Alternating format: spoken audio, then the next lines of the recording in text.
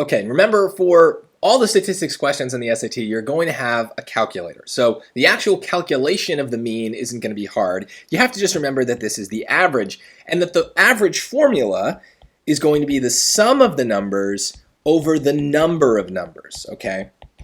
Now, the problem is that they tend to put these things in these frequency charts. So we get kind of confused, like what do we have? What are we adding up? If you just did something like choice B, you're going to fall for a trap. 10 plus 11 plus 12 plus 13 plus 16, yeah, that's a sum, but you're missing the frequencies. It's not just that there's one 10, there's two 10s. There's one 11, there's one 12, but there's four 13s, five 16s, so we have to account for that. Now we could enter in our calculator 10 plus 10 plus 11 plus 12 plus 13 plus 13 plus 13 plus 13, blah, blah, blah, but that's kind of a pain.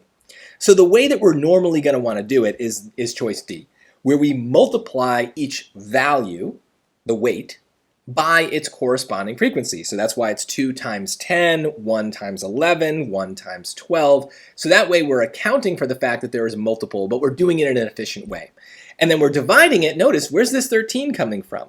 That is the sum of the frequencies. 2 plus 1 is 4, plus 4 is 8, plus 5 is 13. So remember, that's what the frequency means. It's how many values there are. So we can't just divide by 5. There's more than 5 numbers. There's 13 because of these frequencies.